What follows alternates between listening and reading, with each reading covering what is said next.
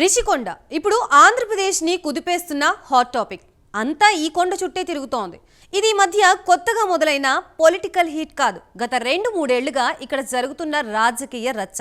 విశాఖపట్నంలో రిషికొండలో ప్రభుత్వ నిర్మాణాలు ఇప్పుడు రాష్ట్ర రాజకీయాల్లో రగిలిస్తున్న వేడి అంతా ఇంత కాదు. మొత్తం ఈ అంశం చుట్టూనే ఉత్తరాంధ్ర సహా విశాఖ రాజకీయాలు నడుస్తున్నాయి. ఓ పక్క వివాదం సమస్య పోనేలేదు. బిల్డింగ్ ఓపెనింగ్కి రెడీ అయింది రాష్ట్ర ప్రభుత్వం. అసలు రిషికొండ చుట్టూ నడుస్తున్న వివాదం ఏంటి?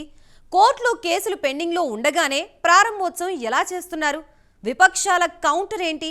సర్కార్ సమాధానం ఏంటి? Let's watch the story.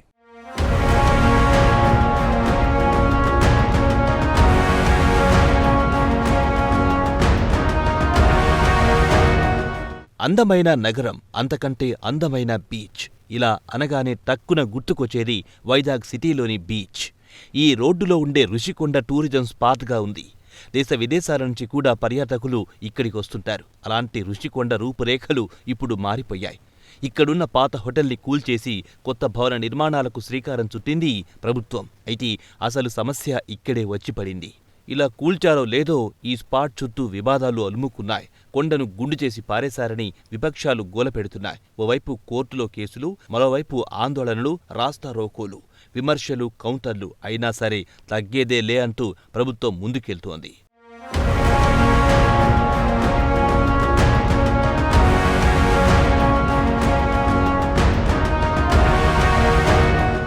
తాజాగా రుషికొండ రిసార్ట్స్ ఆధునికీకరణ ప్రాజెక్టును గురువారం ప్రారంభించేందుకు జగన్ ప్రభుత్వం హడావిడి చేసినట్లుగా తెలుస్తోంది. హైకోర్టులో కేసు పెండింగ్లో ఉన్నా, పూర్తి చేయాల్సిన పనులు ఇంకా మిగిలి ఉన్నా ప్రారంభ ముహూర్తం ఖరారు చేసింది.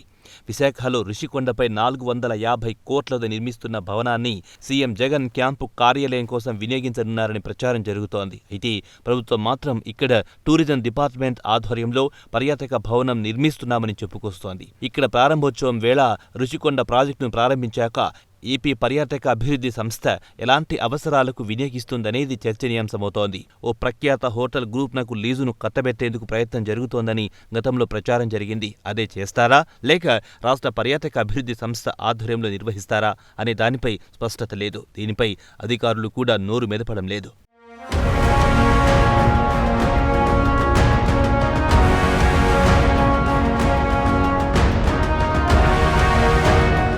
మరోవైపు ఈ కట్టడాలు మొదలు పెట్టినప్పటి నుంచి వివాదాలు రాష్ట్రాన్ని కుదిపేశాయి. సుప్రీంకోర్టు వరకు ఈ వ్యవహారం వెళ్ళింది. పర్యావరణానికి హాని కలిగిస్తూ నిర్మించారని పలు రాజకీయ పార్టీల నుంచి అనేక ఆరోపణలొచ్చాయి. నిబంధనలకు విరుద్ధంగా నిర్మించారంటూ ప్రతిపక్షాలు తమ గళాన్ని వినిపిస్తున్నాయి. కోర్టులో కేసుల మీద కేసులేశారు. పర్యావరణాన్ని దెబ్బతీస్తూ విపత్తుల నుండి కాపాడే రిషికొండను కూల్చారంటూ పవన్ 2 సార్లు రుషికొండను సందర్శించారు. టీడీపీ అధినేత చంద్రబాబు సైతం రుషికొండను సందర్శించేందుకు ప్రయత్నించగా పోలీసులు అడ్డుకున్నారు. అప్పట్లో ఈ వ్యవహారం పెద్ద దుమారమే లేపింది. దీంతో దీనిపై ఎన్నో కేసులు నమోదయ్యాయి. కేంద్ర పర్యావరణ అటవీ మంత్రిత్వ శాఖ ఆధ్వర్యంలో నిపుణుల కమిటీ సైతం ఈ ప్రాంతంలో పర్యటించింది. నిబంధనలకు విరుద్ధంగా రుషికొండపై నిర్మాణాలు చేశారని హైకోర్టులో పలువురు వేసిన కేసులపై తుది తీర్పు వెలువడక ముందే ప్రాజెక్టును ప్రారంభించాలని నిర్ణయించడం చర్చనీయాంశమవుతోంది.